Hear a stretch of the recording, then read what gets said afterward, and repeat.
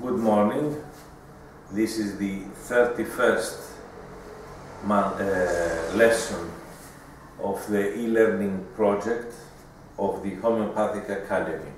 I am Dr. Onthonos, and our today's lesson has to do with a theoretical matter, although very important.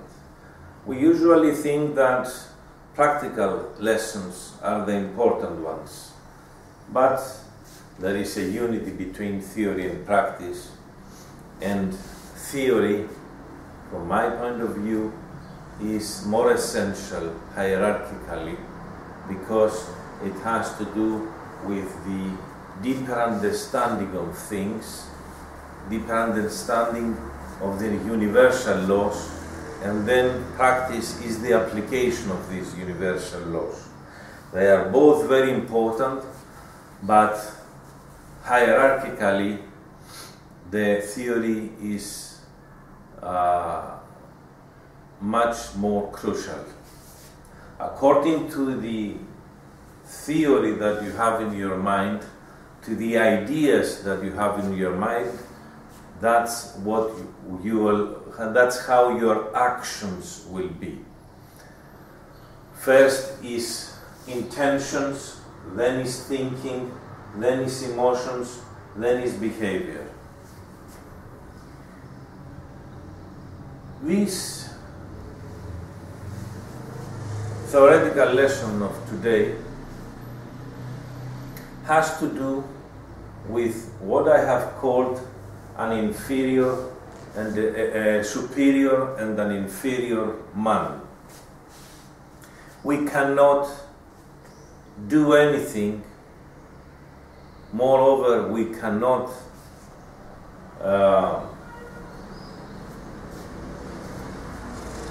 do medicine because medicine without knowing what man is.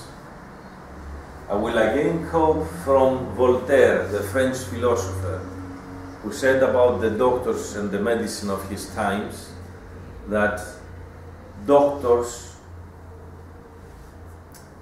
prescribe medicines, drugs, for which they know a few things, to diseases that they know less, to man that they know nothing of. You see, how can you repair a car if you don't know what a car is? Accordingly, how can you heal, cure a person, a man, when you don't know what man is? And man isn't a machine. He's a living organism, and furthermore, is not just a material being, it's a multi-level being.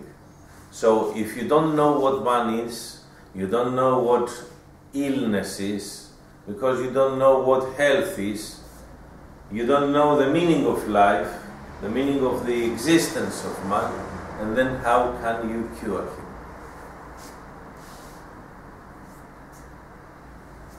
So, let's go and see this wonderful, this amazing, this creature, being, man.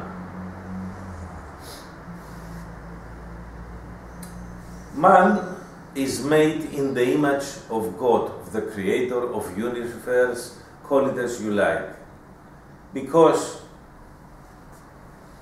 only man, among all creatures, inferior and superior, has all the levels of the universe in him. He has the material body that corresponds to the material world. He has the etheric body that corresponds to the etheric world. He has the soul, the psychological level, that corresponds to the psychological world. And he has the spirit that corresponds to the spiritual world. Let's see this in order to understand what I say.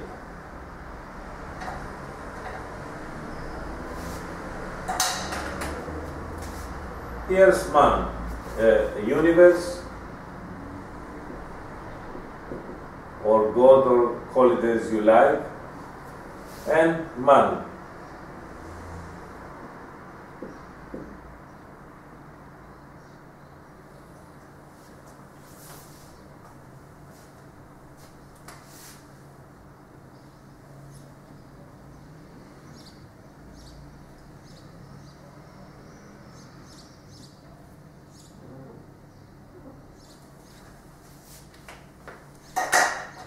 We have the spirit of man, the level of the spirit, the spiritual level, and we have the spiritual world.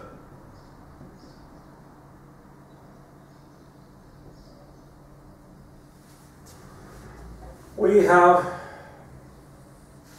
the soul,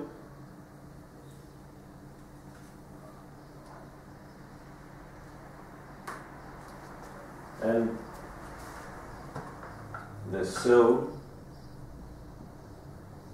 and we have the psychological world or psychic world, psychological world, or the world of the soul. Then we have the etheric level, vital force.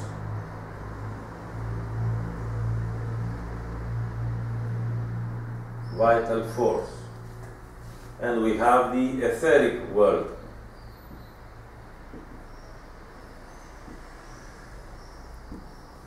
And then we have the body. We have the lower energies and the body, the physical body.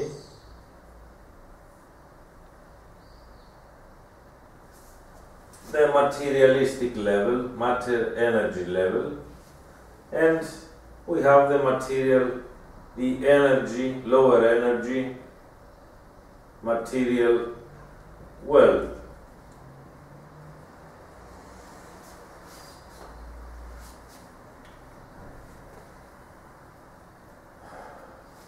Lower creatures like animals, plants, do not have the spirit. Animals don't have the spirit and the spiritual level. So they cannot communicate with the spiritual world. They don't have the individual spirit. They've got the soul. Animals and plants do not have soul. They have the etheric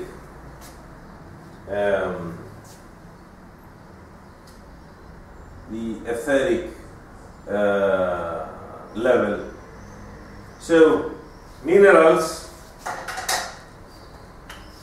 only have the materialistic body.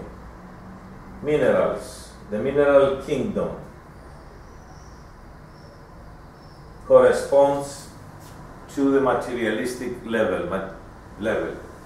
The plants correspond to the etheric level. The plants are made of etheric matter, etheric energy, and matter. The animals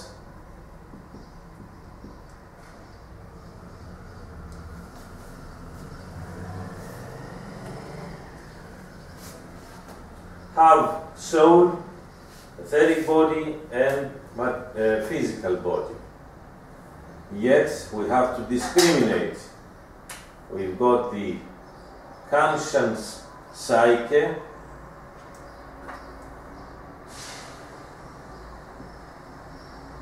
conscious soul, the intellectual soul, conscious intellect, and the sensation soul, the senses, the sensational soul. Animals that we have the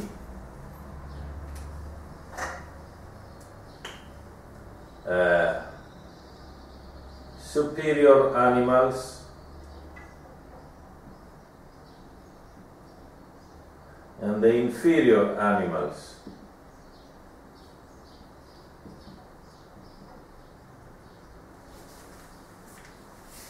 Dolphins, for example, are superior animals. The mama are superior animals, but the insects, the fish, and so on are lower, inferior animals. And then we have angels and superior beings. Here we have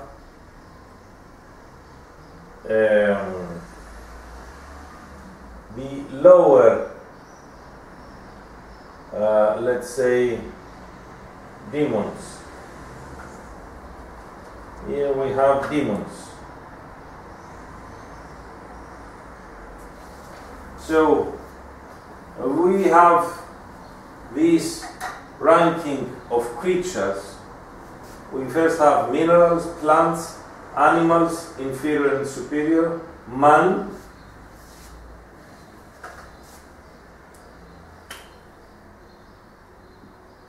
and angels. And here we have demons. Demons do not have spirit, they have soul.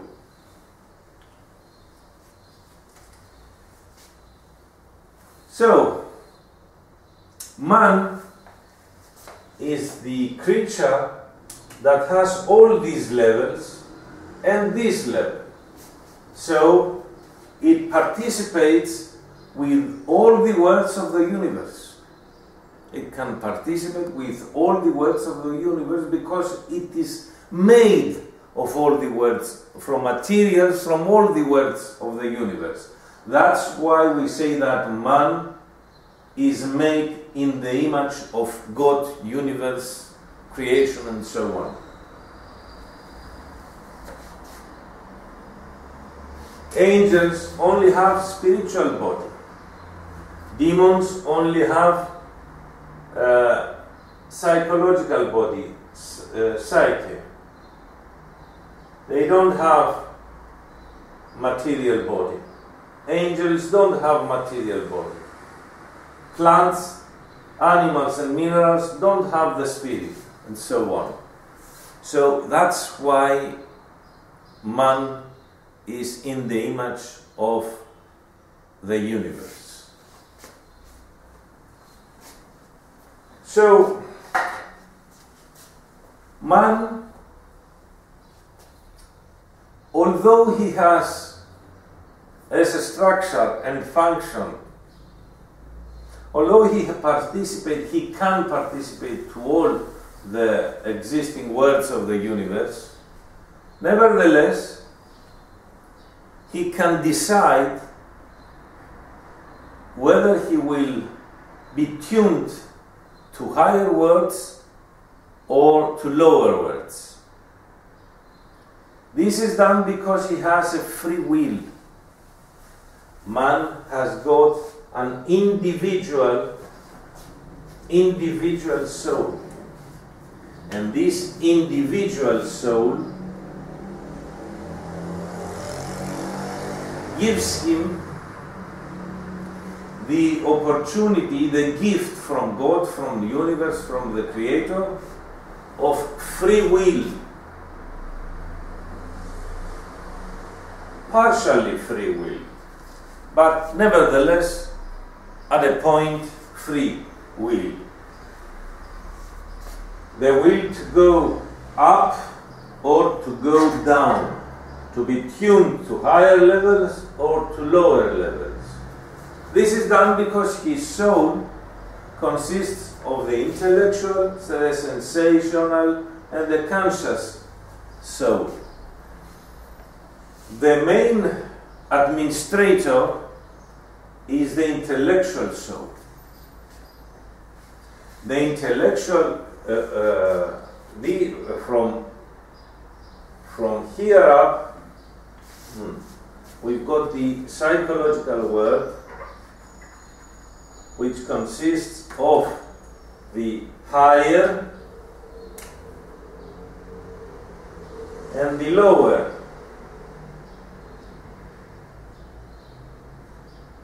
Psychological world.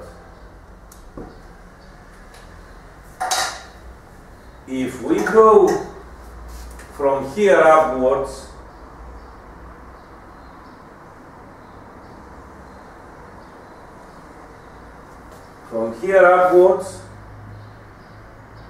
we have the word of uniqueness.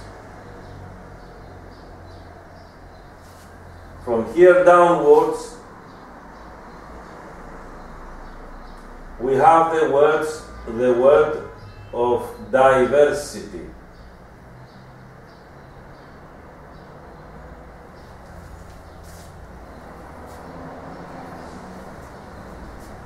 The word of uniqueness, the word of diversity. The word of uniqueness is the higher word, the higher psychological word, and the spiritual word. The word of diversity is the lower psychological world, the etheric world, and the lower energy material world.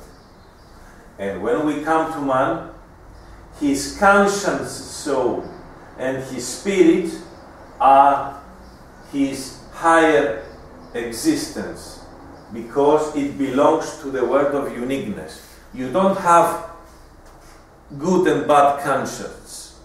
The content of conscience is always unique, and it is always kind, spiritual. But the parts of man that consist of the intellectual soul, the sensational soul, the etheric body, and the lower energy body and the material body are his lower existence. Because this is the word of diversity or duality.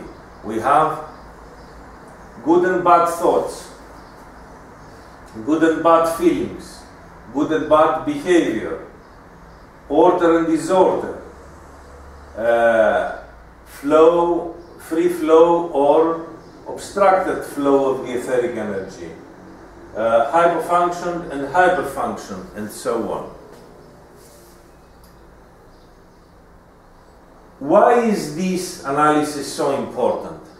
Because man has the individual soul and has the free will to decide every time in this lifetime whether to be tuned to his upper existence, to his higher existence, and communicate with higher worlds of the universe, or to be tuned with the lower existence, his lower bodies, and communicate and be tuned more to the lower worlds of the universe. It is an incredible gift to man from the Creator to have this multi-level existence and to have the individual soul, and so decide whether to go up or down. Up with the criterion of closer to the God, to the Creator, or down with the criterion of going far away from the spiritual world and the Creator.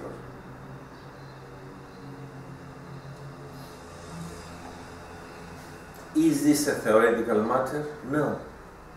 Disease, illness and imbalance and unhappiness come when the individual is tuned to his lower existence, to lower bodies, to lower worlds of the universe.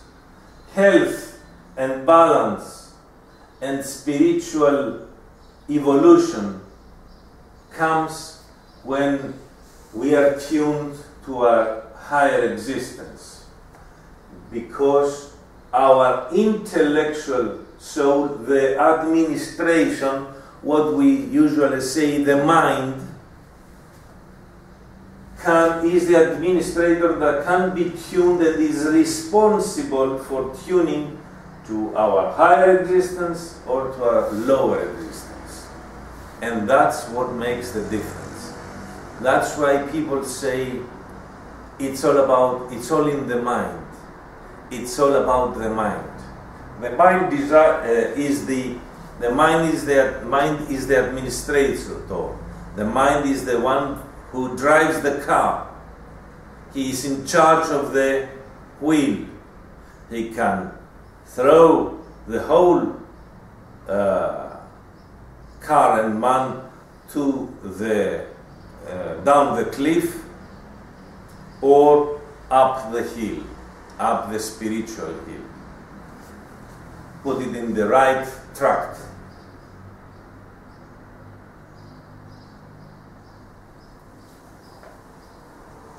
So, the man that is tuned to the higher existence, to his higher existence, is the inferior man. The man that is tuned to his lower existence is the superior and the inferior man. Don't confuse superiority and inferiority with the human definitions. I am superior, I am in charge, you will do what I will say. You are inferior, you will do what I say. These inferiority and superiority in universal terms doesn't have to do with authority, with orders, with power. In fact, although in the lower definition being superior means that others will serve me, in the higher existences, the superior beings serve the lower beings. But they serve it because they have decided to do it, because they feel it as their natural responsibility, because they see things from above down. And the superior man is not at all vain. He has this humility because he feels his greatness, but he feels his greatness as a responsibility. And he knows that God the Creator, has created the universe out of love and serves it out of love. While the superior, the inferior man and inferior beings, the demons and inferior beings, believe in authority, in power, that others will serve them. Here we have egoism, tendency for power, tendency for authority, tendency that others should serve them. Here we have humility, not vanity. We don't have egoism, we have unity.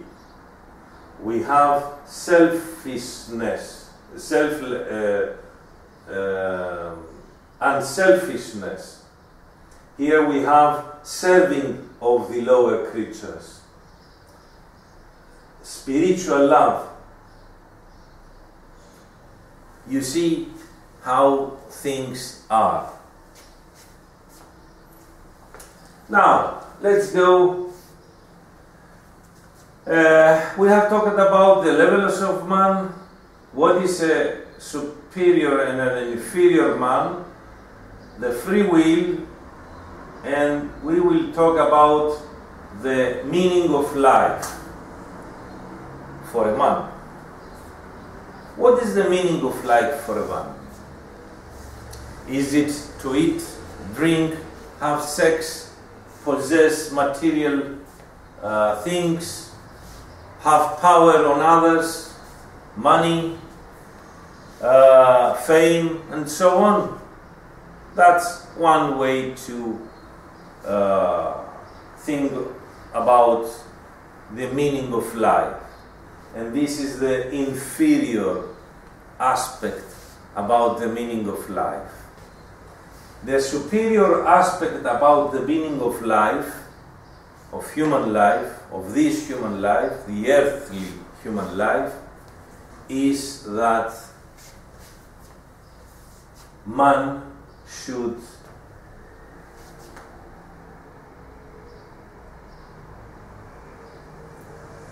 try during this lifetime to develop, to be tuned with his higher existence, to learn in the deeper sense of the meaning of the word learn, to become higher, to become better, to become a superior man, to go closer to God and the creation, to be more united with the whole universe and with the higher words of this universe. That is the meaning of life according to my personal opinion, and I believe that this personal opinion is not so personal because it is not my opinion. It is the opinion of all the saints of all religions, all spiritual individuals that have lived on this planet and have left us with religions or philosophies or ideas that are higher. And they have confirmed these theoretical teachings with their way of life. You can talk about Christ, Buddha, Socrates, Mohammed, the Indian enlightened saints, Heraclitus, all enlightened people, all saints of all religions, and all great philosophers of all philosophies have talked about the same thing, that the meaning of life is to, as a man, as a human being, is to become more spiritual, more tuned to the higher existence and more close to the Creator, more in unity and less egoistic. That is the meaning of life. Talking about the word of diversity and word of uniqueness, what does that have to do with health and illness and medicine? Our lower existence is influenced by lower psychological and etheric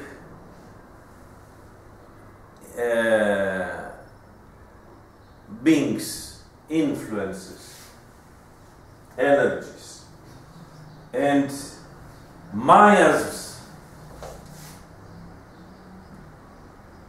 miasms and constitutions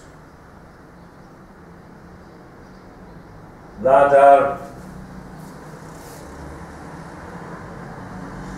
negative, etheric, imbalancing energies act on the lower existence of man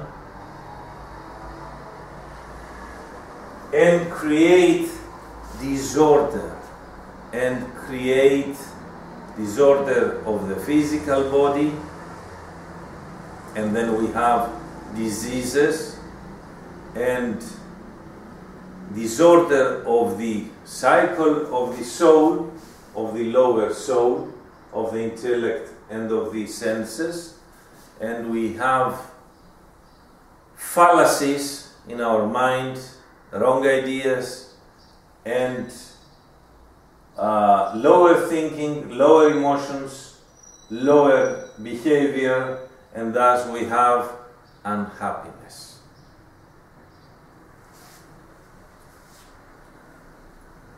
That's how things are, and how things are connected with medicine and homeopathy. In homeopathy, we try by our energy homeopathic remedies to lessen the influence of Mayas and constitutions on man, and this creates more balance. During our lifetime, we are all the time influenced by Mayas and constitutions. We cannot avoid it in this lifetime, in the earth level. Only a few saints, only a few enlightened persons, very, very few, can in this lifetime at the earth level be enlightened. And what does enlighten means? Get rid completely of all their miasmatic and constitutional influences. Then they are not anymore under the influence of lower psychological beings like demons, and only then they are saints and they are tuned, they are spiritual beings. I know that what I say will raise great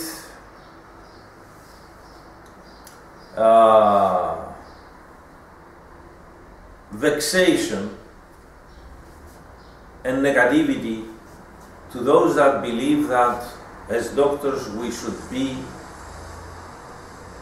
scientists, positive scientists, and science has nothing to do with religion, has nothing to do with philosophies, with demons, with gods, with Satan, with all these things. Well, I believe that science must be open-minded, and that it is a matter of a materialistic thinking, wrong thinking, to put things apart, to say science has only has to do with the material world. Well, that was true for some time, but then physics and chemistry, the last 200 years, and biology and maths started dealing with the energy world.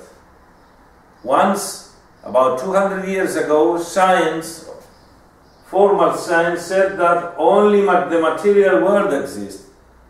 Those who deal with lower energies like light,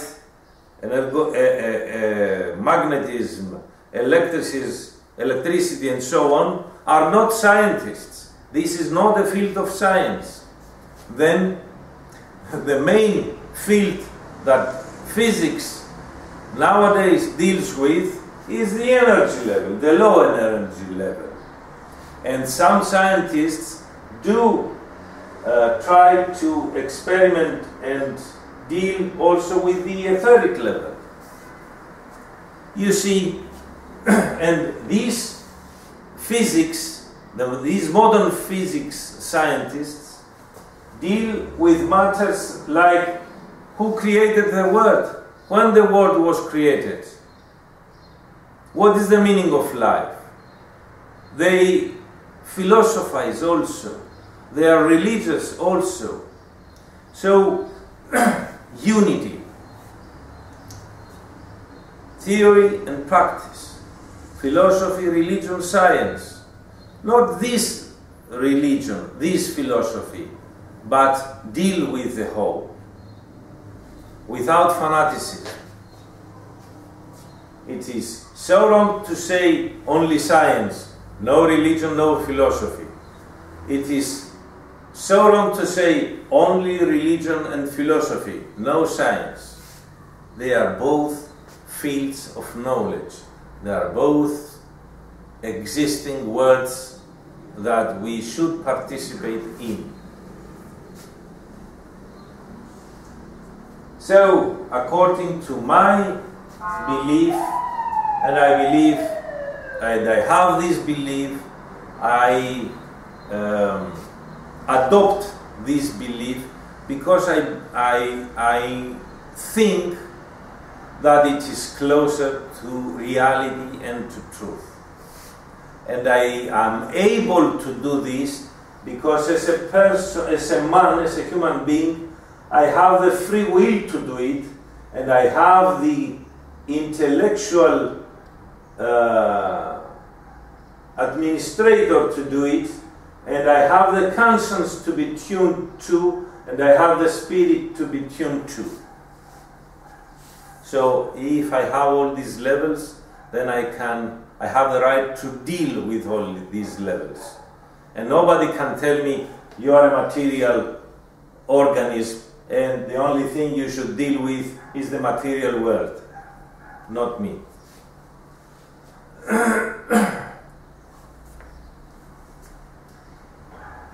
So, if we are individuals, if we have and we are individual because we have individual body, individual etheric body, individual intellectuality and individual conscience and individual spirit, if we've got individual soul, then we have free will and we are apart from the human society.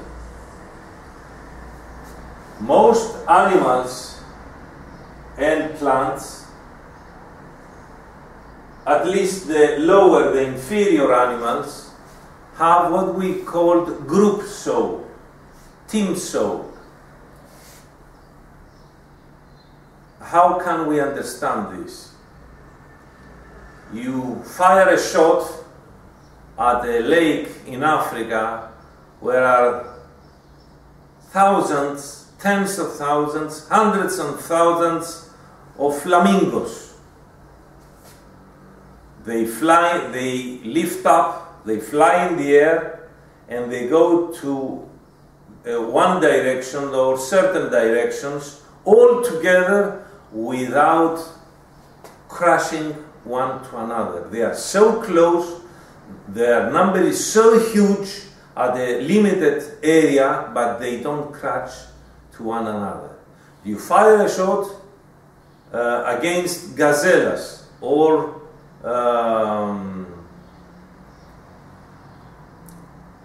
deers, antelopes. There are thousands of those in a herd. A lion attacks them. They go to one direction mostly, or two, but they run together, very close one to each other. They never crash, because they have a team soul. If you go to a stadium, the football stadium, and there is panic, and the police attacks someone, or an earthquake happens, or someone fires a shot, and they all start running to go away out of fear, out of panic, then we have tens and hundreds of victims. The one falls to the other, steps on the other person, and so on. We don't have a team action because we don't have a team soul. We have individual souls. Why I say this?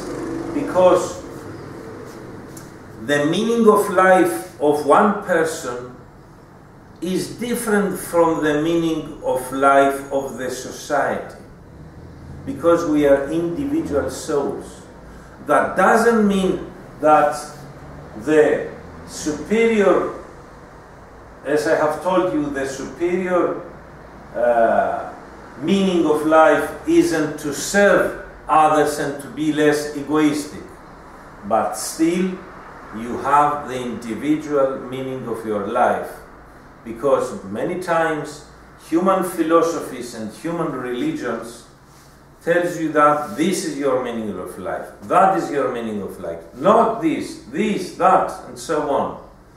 But we have the individual meaning of life, which is what I have told you, to become a higher person, a higher human being, and this concerns this certain individual who has his individual path to follow. Now, why are we dealing with these things today? Because when we talk about the superior and inferior man, we will talk about what is normal, and we need to know what is normal in medicine. If the person that comes to you is normal, then you don't need to have any kind of treatment to him. Or you have to know what kind of abnormality does he have, both in his body and in his mind. So if you as a doctor, as a scientist, don't know what is man and what is health and illness and what kind of illness does he have in his mind and in his body, then how can you treat him? And your aim isn't just to give him a remedy. If he asks you, you have to tell him, to guide him in order to live his life in such a way that he will get more healthy. But in order to get more healthy, he has to be more spiritual, more a superior man. So if you yourself don't know what is a superior man and what is an inferior man, how can you guide him?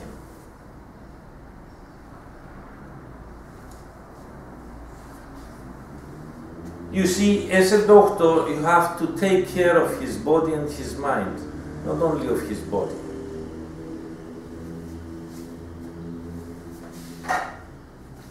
Now let's go to what's normal.